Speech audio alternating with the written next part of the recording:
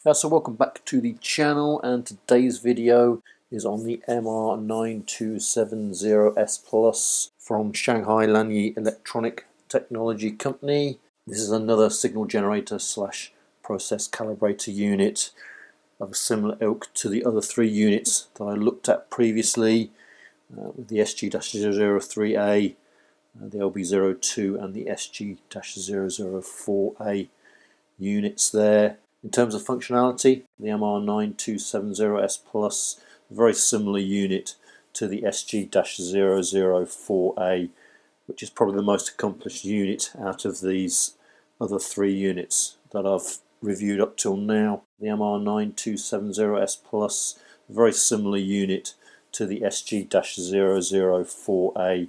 Looking at the tolerance specifications of the MR9270S, initially it looks like the unit doesn't have quite as good a tolerance as the SG-004A does, since this is specified as 0.03% on the majority of the ranges.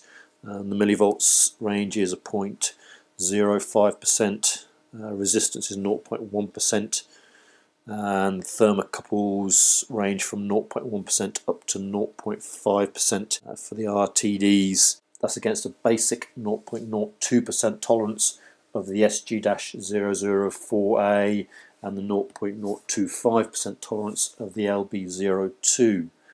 However, there is a bit of a quirk to this. I'll put up the data sheet that comes with the manual for the MR9270S, and when you look at the tolerance specifications, all it gives is the percentage value of the reading, whereas generally you get a tolerance value in the format of a percentage of the reading plus a number of digits.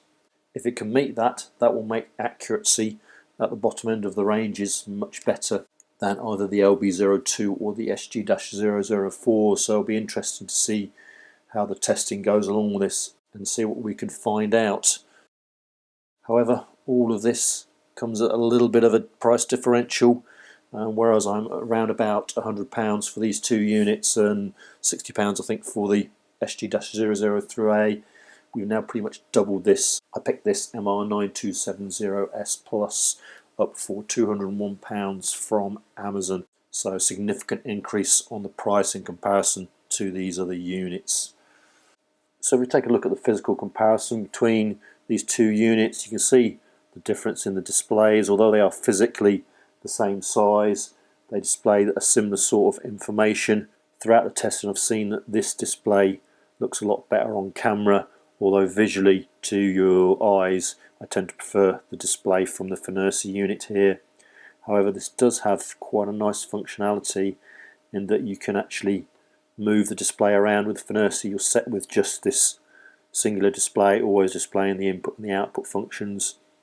With the MR9270S you can hold the exit button in and you can cycle through different displays. So that's just the output display. There's our input display there, and then you get a couple of options with the curve there. So this is the input, predominantly showing the curve or the graph plot, I guess, with the actual value underneath. And then you've got input and output with a larger graph display, and then press it again and it cycles back to predominantly the two digital displays and the graph stuck away in the corner there that isn't really usable when the display is like that.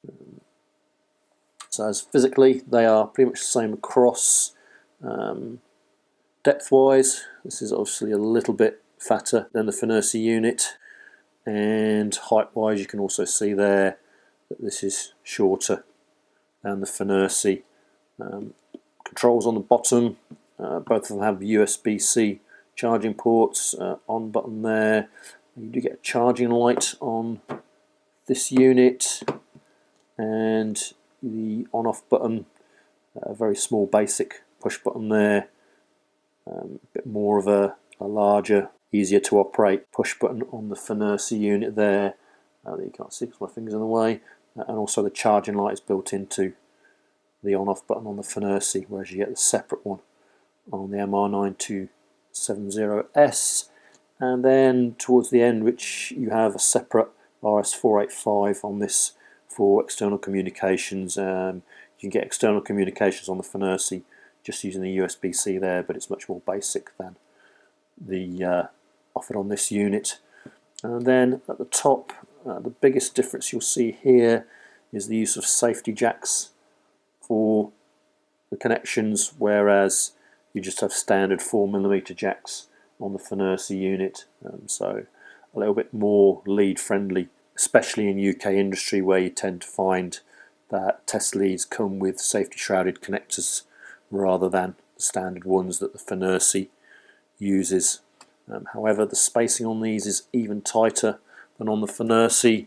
So in the past, where I've tried to use thermocouples or thermocouple adapters, you can just about get away with it with some adapters. On the Fnirsi there, if I hold this up against the input on the MR9270S there, you can see there's no chance of getting these plugged in there. You would cause serious damage to either the sockets in there or your adapter, or in actual fact again the same with an actual thermocouple. Again, there's just nowhere near the standard 19mm spacing, but obviously you can use these leads with the single connectors on them.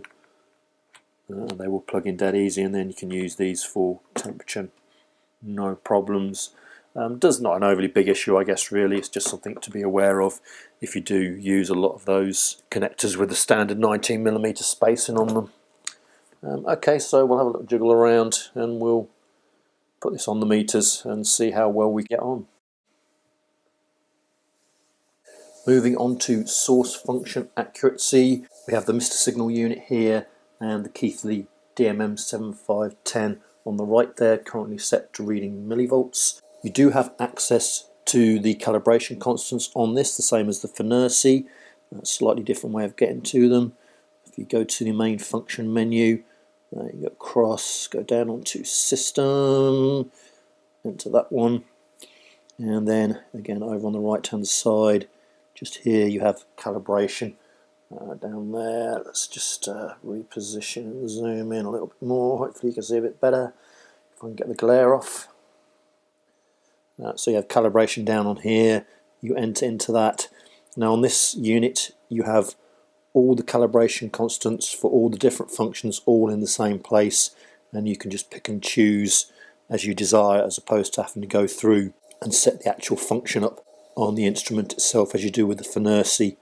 When I got this unit, all the calibration constants were set to 0, so I've consequently had to play with them to see if I can improve on the tolerances of the instrument. You just go into, there's milliamp hour, and again with the output functions, you select function, it'll put out the test current and you can adjust it accordingly. With the input functions, turn that, the input functions over on the opposite side. Again, you have your 3 set points and you inject them in, and you can adjust accordingly to get the reading back into tolerance.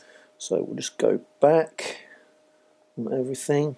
So I'll put the first table up. You can see when I first got the instrument, all of the readings were actually out of tolerance. We'll just go over to 10 millivolts, put the output on. And you can see we are now reading 10.0001 on there, which is in spec. And the max we can get out of this is 110 millivolts. And we'll go up to that. We've got 109.983 on that one. Again, the values that I've got appearing now might be slightly different to when I did the calibrations and let everything warm up to give me the best accuracy on the readings. And let's just switch over to the voltage function. And again, same story. Initially all the readings were out of spec, but being able to play with the tolerances, you can get everything into specification. Oops, 2.5, and we are 2.4986 on this occasion. And then we go up to the maximum on this is 24 volts, which is that one there, and we are 23.991. 992 going up. So that's those two there, all within spec finally, fairly stable with the readings really. Okay, so we'll just switch this off. We'll go to the milliamp and we'll put the table up for that. And you can see we've got a little bit of a different issue with the milliamps because I can't really improve on the initial accuracy from the unit when it was supplied. Let's go put on, don't we? Okay, so you can see down at the bottom end the 4 and the 8 milliamp initially were out of tolerance. I can get one of them back into tolerance, but usually at the expense of the other reading. So we're reading 4 milliamp there, reading 3.9965 there. If we put this up to the 8 milliamp, we're reading 8.0007, so that one's in spec, no problems, but 3.98 is slightly out of spec in comparison to the 0.03% specification that I have. If they'd have done 0.03% plus or minus 1 digit, 2 digits, then I've probably got them in spec and it wouldn't have been an issue. So slightly strange, but it is what it is in that sense. Again, if we go up to maximum on this, we've got 20 milliamps is max on this, which we are in spec with 20.0009. So pretty good reading on that one. I'm just ashamed down at the bottom end I am struggling a little bit. And then we'll move on to the resistance mode. Okay, so we'll put the table up for the ohms reading. You can see we're on 20 ohms there. And I've got this pretty similar issue as I had with the current. You have 20 ohms there, 19.81, which is out of tolerance. I can push this up to 80 ohms. You can see I can get that one in tolerance, 80.0799, 808. And then all the way up to the top to 390 is okay, just about, but I'm struggling. Again, I can get the 20 ohm intolerance, but I get that at the expense of the 80 ohm, or I get the 80 ohm intolerance at the expense of the 20 ohm reading. So yeah, a little bit of an issue with the ohms and the milliamps, but voltage wise absolutely spot on, no problems. So we'll have a little reconfigure and we'll look at the accuracy of the measurement function.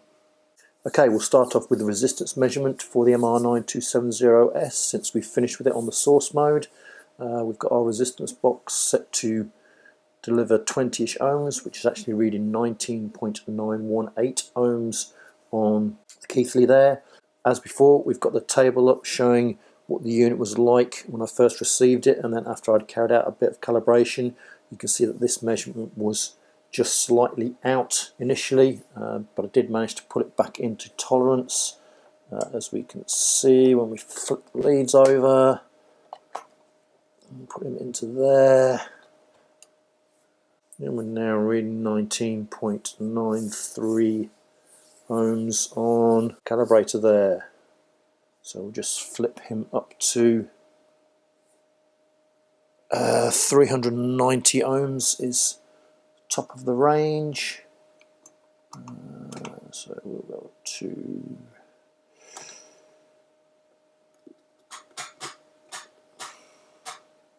390-ish there, which is actually displaying 389.9899 on the calibrator unit.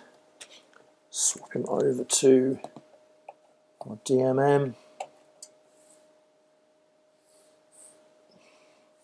And we are reading smack on 390.091 on that one, and as you can see that is also in tolerance on the table.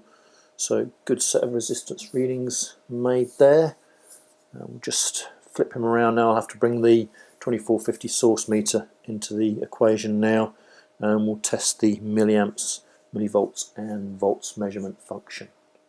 So we're on with our milliamp function. I'll put the accuracy table up for this one. You can see that initially up to 16 milliamps I couldn't get the readings in spec. Having a play with the constants, I can now get all the readings within spec, as you can see on the far right hand side. we are injecting 4 milliamps at this moment in time, which is reading exactly 4.000 on the MR9270S, and we are reading 4.0006 4138 on the DMM there, so can't complain at that reading whatsoever. This does read up to 24 milliamps if I remember correctly, so we can put that in there.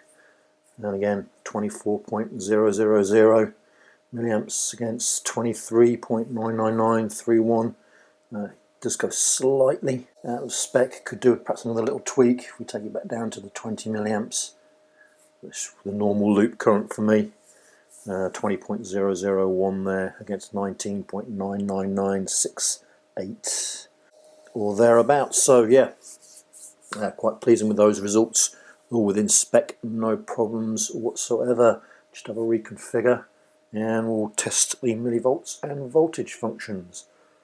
So we're applying some millivolts in now. Again, put the table up for the accuracy measurements. Initially it was just the bottom measurement that was out at 10 millivolts. Following a bit of tweaking, we can get 9.98 millivolts showing on the MR9270S now against 9.97475 on the Keithley there, so that's all within spec, no problems. This will go up to 110 millivolts measurement, so we can do that. And then you can see now we're reading 109.97 on the MR9270S and 109.9682 on the Keithley DMM. So again, totally in spec, no problems whatsoever. So we'll just flick the calibration unit onto the voltage function, which is that one there. And we'll now swip him up to 2.5 volts.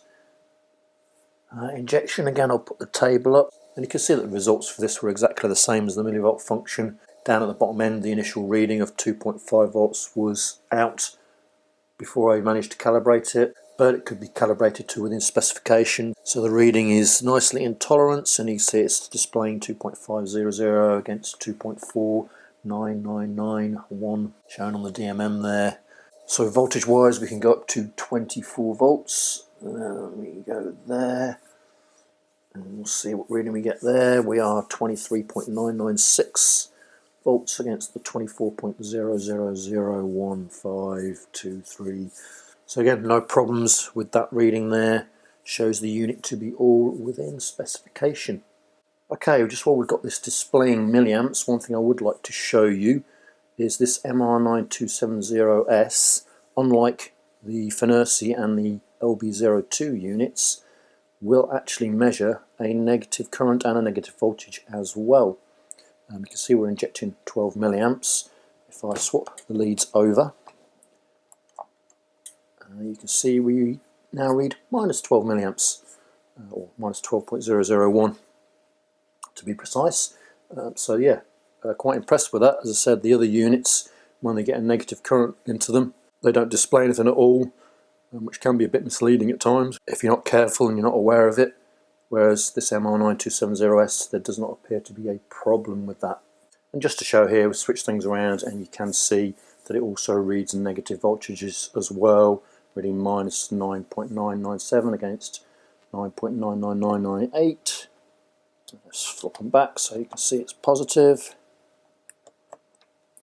And there you can see it's flipped back to a positive voltage.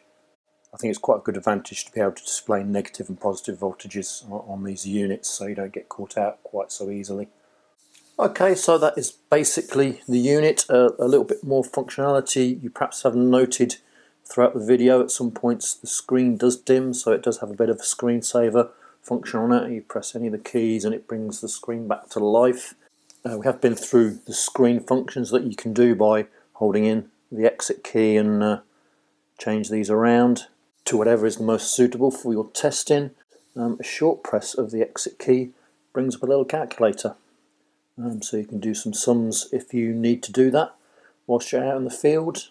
We can get rid of him. What we also do have as well is some other tools on here. those ones there. I've not really played around with these too much. There's a recorder function and a PID function, so you can enter the recorder function and then you can get some trends built up, and you've got a little bit of data that comes out as well that might be useful to people, and you can monitor both of the channels, channel 1 and channel 2, and you can select those two channels from this input menu here. Select which one you would like to display. Let's exit U, let's go back, yes, and if we go back to the tools and we look at the next one, we've also got this PID panel here as well. Hardly done anything with this at all, but I guess you can basically set this up as a little controller unit, again with your inputs and outputs, and you can add in process variables and setting variables as well. Again, with this other menu, work your way through them and set it up to what you want to display. As I said, I haven't done much with that, so that's future videos, probably long-term videos, to start having a little bit of play more with that and see what its capabilities are. But those few functions there are definitely something that aren't displayed on the other units, and even on some of the more expensive process calibrators that are out there as well. You are getting into some quite complex functionality here with this little unit. Now, with regard to the actual accuracy of this unit, you've seen there's a couple of measurements that are a little bit out. I was doing some work for this video. I did download the manual from the Lanyu website because I find that's a bit easier to take screen captures from that rather than photographs of the actual manual. You've seen the actual parameters in the manual that arrived with this unit. When I downloaded the manual from the website, it came out with a different set of parameters that have actually extended the tolerance capabilities of the unit. So for the actual output functionality, instead of a 0.03% tolerance for the current and voltage, that's now been extended to 0.05%. With regard to input, again, which was 0.03% from this manual that came with the unit, from the downloaded manual, that's actually gone up to 0.1% for the millivolts, volts and milliamps. So applying those tolerance values to the measurements that I've made, this would be completely within spec, but obviously they are a worse tolerance than what's come in the manual, and that does make it a worse tolerance than the SG-004A and the LB02, but not quite as bad as the SG-003A. And as we said before, you are paying double the price of these two units for this MR9270S. So that is something that does need to be considered. However, from my tests that I've done, it is quite a bit more accurate than the new specifications from the website. Okay, so what else you do get with the unit? Obviously the unit there, it does come in a cardboard box, which is this one here. I'm going to zoom out now, aren't we? A little bit. So it does come in a cardboard box, and inside the cardboard box you get a little bag to keep the unit in. I'll lay this out. So you also get a little charger, although this is obviously not UK spec plug, but it's standard 5 volts, so not a problem. You get a connector to go into your Modbus connector down at the bottom there for the RS485, and then you can put little wires in. So that's all usable. And underneath here, our little warranty card. That's all that's in there. You do get a lead to go with the charger. That is USB-C and USB-A.